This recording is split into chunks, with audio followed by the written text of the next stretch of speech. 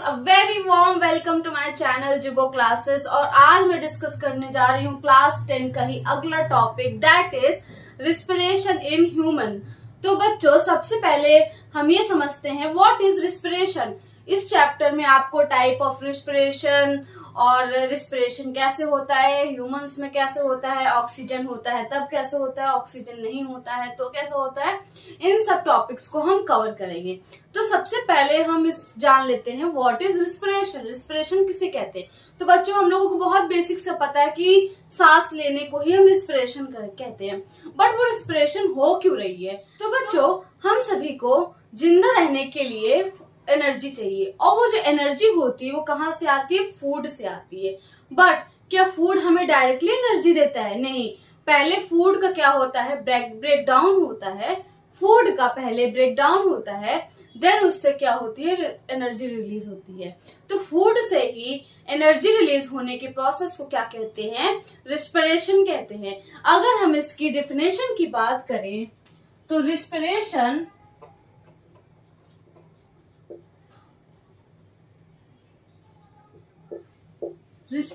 बच्चों एक cellular process है। सेलुलर प्रोसेस हम क्यों कह रहे हैं? क्योंकि ये सेल्स के अंदर परफॉर्म होती है। रिस्पिरेशन एक ऐसी सेलुलर प्रोसेस है जो क्या करती है? ग्लूकोज का ब्रेक डाउन करती है। ग्लूकोज का ब्रेक डाउन करती है और उसका ऑक्सीडेशन करके हमें क्या देती है? एनर्जी देती है। और वो जो एनर्जी देती है वो किस फॉर्म में देती है? एटीपी के फॉर्म में देती है। बच्चों, एटीपी का फुल फॉर्म है adenosine triphosphate, is a energy currency of the cell भी कहा जाता है। Energy currency of the cell भी कहा जाता है। कोशिका का ऊर्जा मुद्रा भी कहा जाता है। अब बच्चों, ये रिस्पिरेशन होता क्यों है? हमें इसकी जरूरत क्यों पड़ रही है? तो स्टूडेंट्स, लिविंग ऑर्गेनिज्म को एनर्जी इसलिए चाहिए कि वो अपनी बेसिक लाइफ की एक्टिविटी परफॉर्म कर सके। फॉर एग्जाम्पल,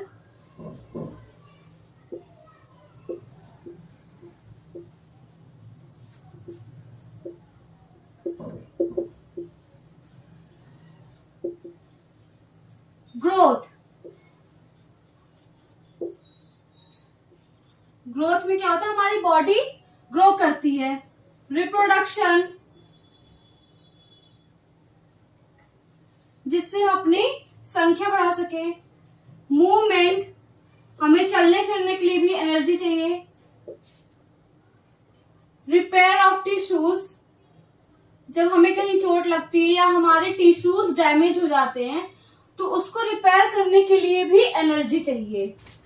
और जितनी लाइफ की एक्टिविटीज है, ऑल लाइफ एक्टिविटीज, इन सब के लिए हमें एनर्जी की जरूरत पड़ती है। अभी जो फूड से एनर्जी बनने का प्रोसेस है वो कैसे होता है? वो ऑक्सीजन की प्रेजेंट में भी होता है और ऑक्सीजन की एब्सेंस में भी होता है। On the basis of presence of oxygen and absence of oxygen, respiration को दो टाइप में बांटा गया है, anaerobic respiration and aerobic respiration.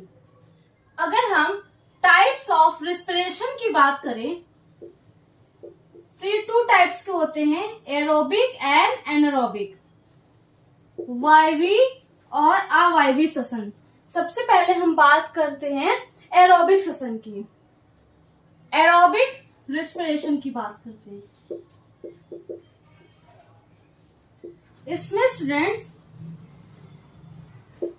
इस प्रोसेस में ऑक्सीजन प्रेजेंट होती है। ऑक्सीजन के प्रेजेंस में ग्लूकोज का ब्रेक डाउन होता है। ग्लूकोज का फॉर्मूला है C6H12O6। इसका ब्रेक डाउन होता है 6 मॉलिक्यूल ऑफ ऑक्सीजन से, और ये क्या प्रोड्यूस करता है? 6 molecule of carbon dioxide plus 6 molecule of water plus energy. और ये जो एनर्जी होगी वो एटीपी के फॉर्म में होगी।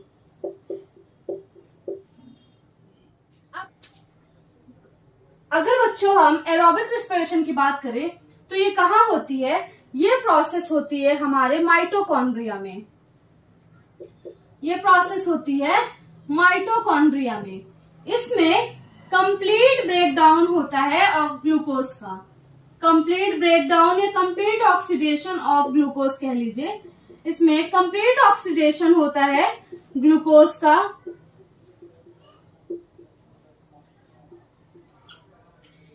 इस प्रोसेस के लिए ऑक्सीजन की रिक्वायरमेंट होती है, इसके लिए ऑक्सीजन चाहिए ही चाहिए।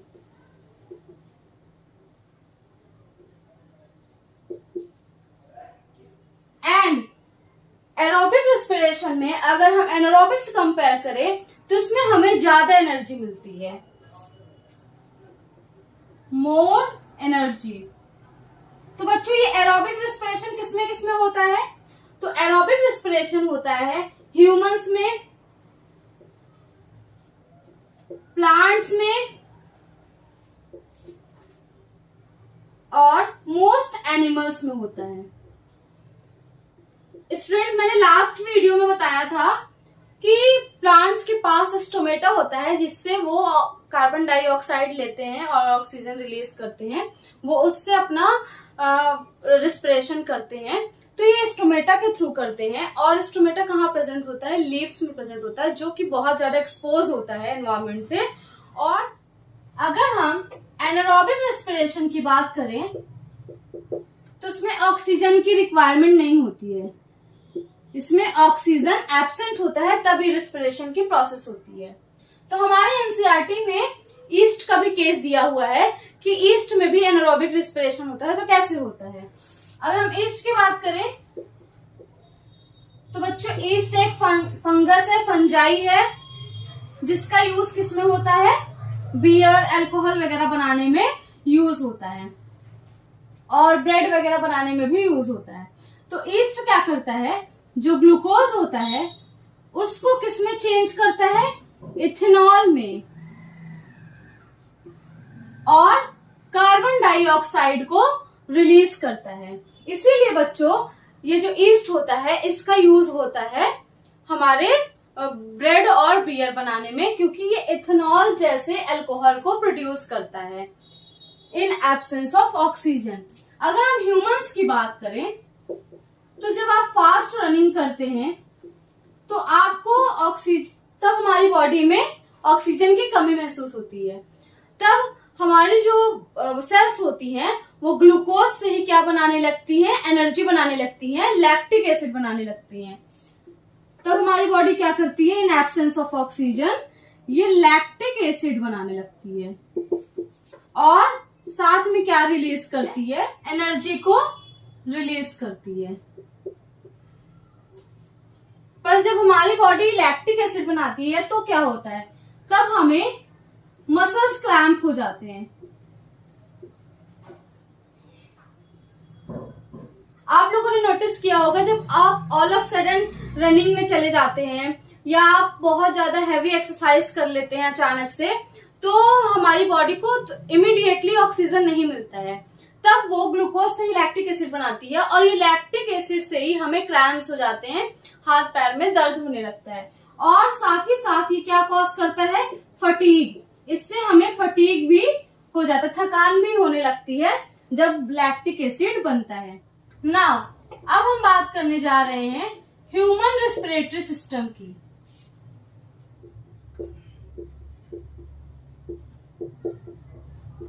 ह्यूमन रेस्पिरेटरी सिस्टम, हमारा जो ह्यूमन रेस्पिरेटरी सिस्टम होता है वो कुछ बॉडी पार्ट्स से मिलकर के बना होता है। पहला नॉस्ट्रिल्स, दूसरा नेजल कैविटी, तीसरा फेरिंग्स, चौथा लैरिंग्स, पांचवा ट्रैकिया, छठा ब्रोंकाई, सातवां ब्रोंक्यूल्स, आठवां एल्वेलाई एंड नौवां लंग्स। तो स्टूडेंट्स हमारा ह्यूमन का respiratory system nostril, nasal cavity, pharynx, लैरिंग्स, trachea, bronchi, bronchioles, alveoli और लंग्स से मिलकर के बना होता है। अब हम बात करते हैं कि इसमें एयर का फ्लो कैसे होता है। एयर जो होता है वो नॉस्ट्रल से एंटर करता है। ये जो आपको सामने होल दिख रहा होगा ये नॉस्ट्रल्स हैं। सबसे पहले एयर नॉस्ट्रल से एंटर करता है,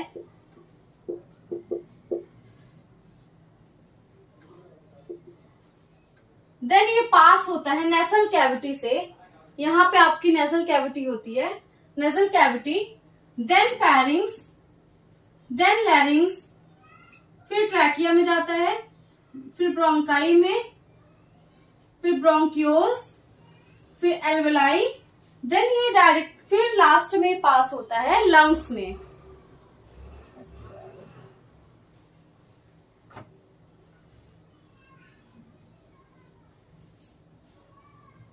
तो बच्चों ये सीरीज है एयर फ्लो का। नॉस्ट्रल से एंटर करती है एयर और लंग्स पर खत्म होती है। तो स्टूडेंट्स अब हम बात करने जा रहे हैं role of nostril and nasal cavity.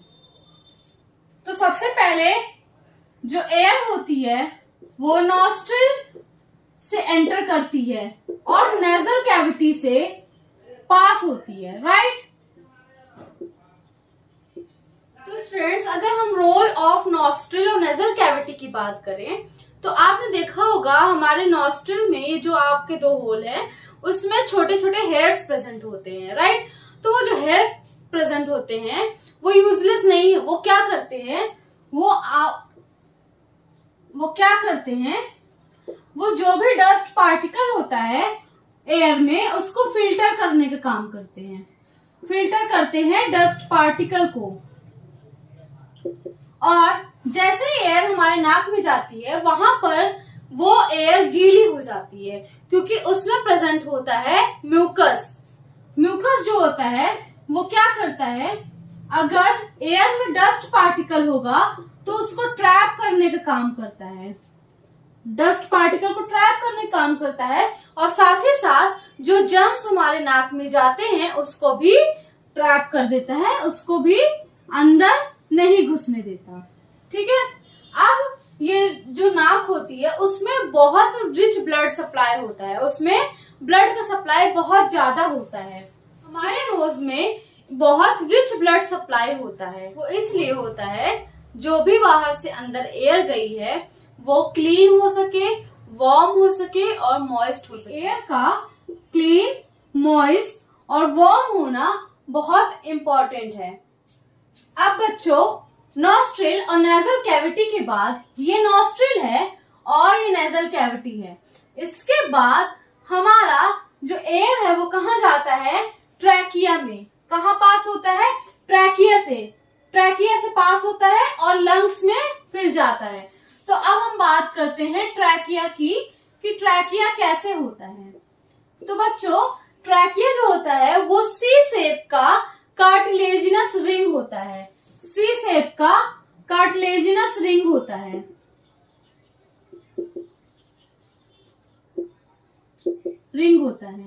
ये क्या करता है, जो वॉल्स होती हैं, जो भी ट्रैकिया की वॉल्स होती हैं वो आपस में चिपक ना जाए, वो आपस में कोलैप्स न कर जाए, इससे प्रिवेंट करता है, उससे बचाता है। और अगर कम एयर भी होती है तो इन कार्टिलेज एयर रिंग की वजह से जो विंड पाइप है वो कोलैप्स नहीं होती है। अब हवा यहां से जा रही है इसलिए इसे क्या कहेंगे, विंड पाइप कहेंगे, ठीक है। तो ये क्या करता है, prevent from collapsing the wind pipe. अब ये जो एयर आई है ट्रैकिया में, अब ये ट्रैकिया से किसमें पास करता है, पास करता है लंग्स में। Passes air to the lungs. अब यहां से हवा कहाँ जाएगी, लंग्स में जाएगी। आई होप ये आप लोग क्लियर हो रहा होगा। ये नॉस्ट्रिल है, यहां से एयर एंटर की नेजल कैविटी में, नेजल कैविटी से आई कार्टिलेजिनस रिंग जिसे हम ट्रैकिया कहते हैं, और ट्रैकिया से देन एंटर करती है हमारे लंग्स में। लंग्स में जाने से पहले भी कुछ स्ट्रक्चर प्रेजेंट है हमारे लंग्स में, उसको पहले डिस्कस करते हैं। अब स्टूडेंट्स हम बात करने जा रहे हैं ब्रोंकाई और ब्रोंकियोल्स की। जो ट्रैकिया होता है, ये जो ट्रैकिया है ये दो पार्ट्स में डिवाइड होता है। ये वाला पार्ट जो है इसी को हम क्या कहेंगे, ब्रोंकाई कहेंगे। तो trachea divide into two part,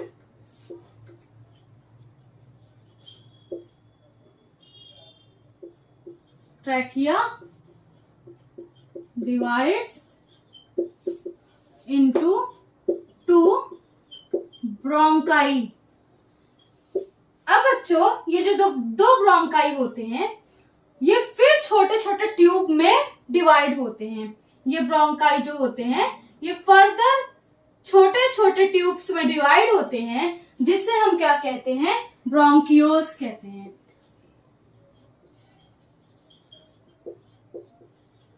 bronchioles में जो ब्रोंकाई होता है वही डिवाइड कर जाता है, जिसे हम क्या कहते हैं,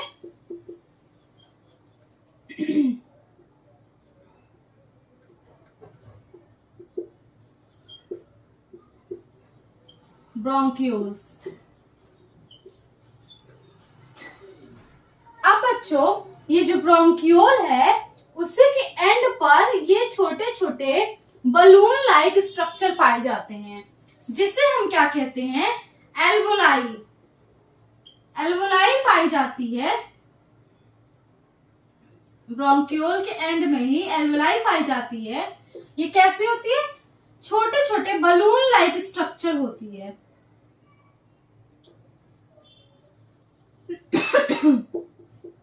ये बलून लाइक स्ट्रक्चर होते हैं और इसकी जो वॉल होती है एल्वोलाई की वो बहुत पतली होती है, बहुत थिन वॉल होती है। अब बच्चों ये थिन वॉल क्यों होती है, क्योंकि इसी में क्या होता है, मेन गैसियस एक्सचेंज होता है। एल्वोलाई ही क्या होती है, मेन रेस्पिरेटरी साइट होती है, यहीं पर गैसों का आदान प्रदान होता है। और यहाँ पर सबसे ज्यादा ब्लड सप्लाई पाया जाता है। यहाँ पर भी क्या होता है, ब्लड सप्लाई पाया जाता है, जिससे ऑक्सीजन और कार्बन डाइऑक्साइड ज्यादा एक्सचेंज हो सके। तो इसकी थिन वॉल होती है, जिससे डिफ्यूजन के द्वारा कार्बन डाइऑक्साइड अंदर और ऑक्सीजन बाहर जाता है। और एल्वोलाई जो होता है वो मिलियंस ऑफ नंबर में होता है, ये मिलियन की संख्या में होता है। और जितना ज्यादा एल्वोलाई होगा उतना ही ज्यादा गैसेस एक्सचेंज होगा। इसीलिए एल्वोलाई जो होता है वो सरफेस एरिया को बढ़ाने का भी काम करता है। एल्वोलाई सरफेस एरिया को भी बढ़ा देता है। जितना ज्यादा एल्वोलाई होगा उतना ज्यादा गैस का आदान प्रदान लंग्स में होगा। अब हम एक्सचेंज ऑफ गैसेस की बात करें, जो गैस हमारे लंग्स में आई है, अगर हम इसकी बात करें तो जो ऑक्सीजन होती है वो एल्वोलाई से किस में जाती है, एल्वोलाई से ब्लड में जाती है। और फिर ये ब्लड से जो ऑक्सीजन होती है वो सेल्स में जाती है। ब्लड क्या करती है, ब्लड हर जगह प्रेजेंट होता है, हर सेल में प्रेजेंट होता है। अगर ब्लड प्रेजेंट होगा तो इसका मतलब ऑक्सीजन भी उसके साथ प्रेजेंट होगा। जो कार्बन डाइऑक्साइड होगा वो ब्लड से किस में आएगा, एल्वोलाई में आएगा। इसमें जस्ट उल्टा होता है, ठीक है बच्चों। और एल्वोलाई से ही एनवायरमेंट में वापस चला जाएगा, हम इसे बाहर छोड़ देंगे। अब ट्रांसपोर्ट ऑफ ऑक्सीजन कैसे होगा, तो बच्चों हमारा जो ब्लड होता है वो रेड कलर का होता है। वो जो रेड कलर है वो किसके द्वारा होता है, हीमोग्लोबिन के द्वारा होता है। हीमोग्लोबिन एक पिगमेंट होता है, एक रंग होता है जो कि हमारे ब्लड में प्रेजेंट होता है। और हीमोग्लोबिन के पास बहुत हाई एफिनिटी रहती है कि ऑक्सीजन उससे बाइंड करे। तो इसके पास हाई एफिनिटी रहती है किसके लिए, ऑक्सीजन के लिए। एफिनिटी का मतलब इसके पास बहुत ज्यादा क्षमता होती है कि ऑक्सीजन इससे बाइंड करे। और क्योंकि रेड ब्लड सेल्स जो होती हैं उनके पास ऑक्सीजन बाइंडिंग साइट प्रेजेंट होता है, ठीक है। अब ये जो ऑक्सीजन होता है वो किससे बाइंड कर जाता है, रेड ब्लड सेल्स से बाइंड कर जाता है। और रेड ब्लड सेल्स के थ्रू ही पूरे बॉडी में ऑक्सीजन पहुंचता है। अगर हम कार्बन डाइऑक्साइड की बात करें कि कार्बन डाइऑक्साइड में ट्रांसपोर्टेशन कैसे होगा, तो ये भी किसके साथ बाइंड कर जाएगा, हीमोग्लोबिन के साथ। कार्बन डाइऑक्साइड भी हीमोग्लोबिन के साथ ही बाइंड करेगा और ये प्लाज्मा में कैसा रहेगा, डिसॉल्व रहेगा, घुल जाएगा एज अ बाइकार्बोनेट। ये प्लाज्मा में एज अ बाइकार्बोनेट पाया जाएगा।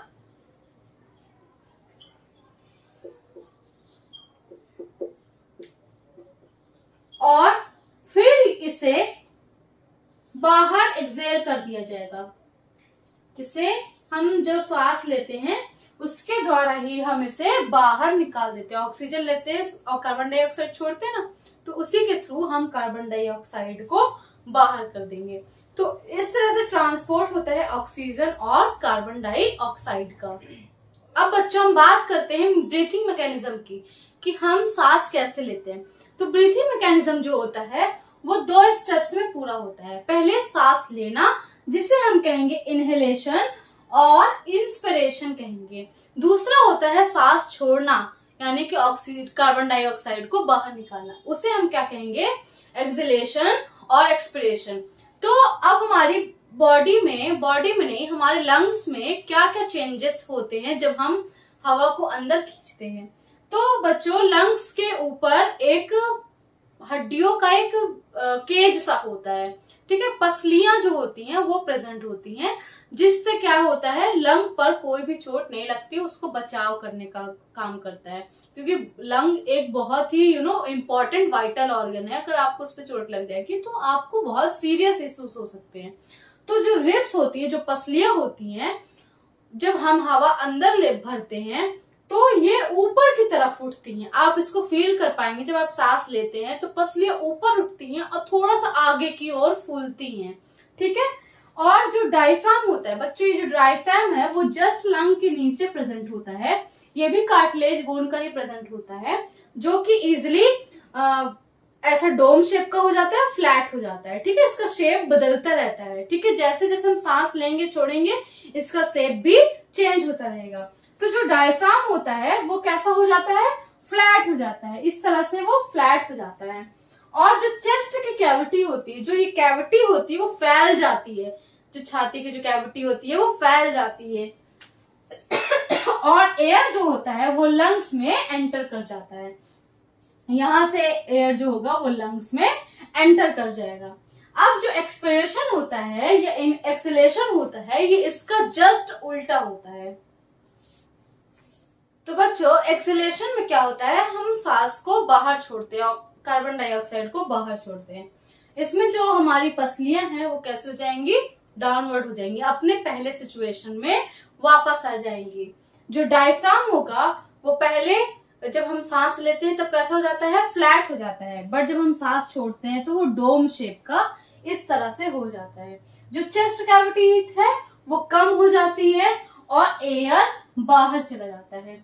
अगर आपने इंस्पिरेशन के प्रोसेस को याद कर लिया तो आप एक्सपिरेशन के प्रोसेस को भी बहुत इजीली लिख सकते हैं, क्योंकि वो उसका जस्ट अपोजिट ही होता है। अब हम बात करेंगे what is difference between breathing and respiration. सांस लेने में और श्वसन में क्या डिफरेंस होता है, आज हम ये डिस्कस करेंगे।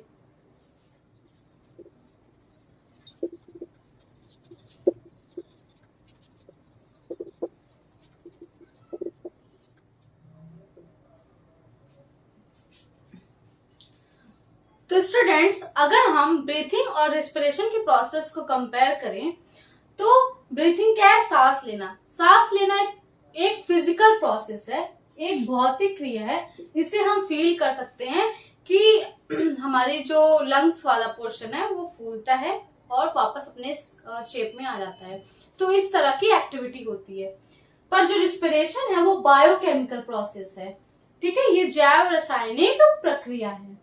ब्रीथिंग जो होती है वो लंग्स में होती है, ये फेफड़ों में होती है।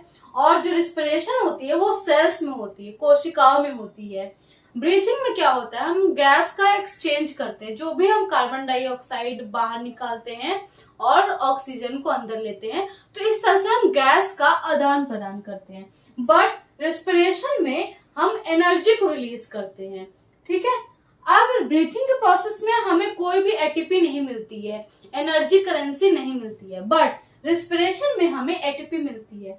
इवन ब्रीथिंग में हमारी एटीपी लॉस ही होती है, हमारी एनर्जी खर्च होती है, ना कि हमें मिलती है। क्योंकि बच्चों रिस्पिरेशन जो है उसमें हम ग्लूकोज का ब्रेक डाउन करके उससे हम एनर्जी लेते हैं, ठीक है। तो ये डिफरेंस है ब्रीथिंग और रिस्पिरेशन में। ब्रीथिंग और रिस्पिरेशन एक चीज नहीं होता, सांस लेना नहीं होता, दोनों अलग अलग प्रोसेस है। तो बच्चों आज के लिए बस इतना ही, लेक्चर आज यहीं खत्म होता है। अब हम नेक्स्ट वीडियो में बात करेंगे ट्रांसपोर्टेशन इन ह्यूमंस। अगर आपको वीडियो अच्छा लगा हो तो इस वीडियो को जरूर लाइक करिएगा, शेयर करिएगा, सब्सक्राइब करिएगा और नेक्स्ट वीडियो तक पढ़ते रहिए। Stay tune, study hard. Thanks so much for watching. मिलते हैं नेक्स्ट वीडियो में। Tata, bye bye.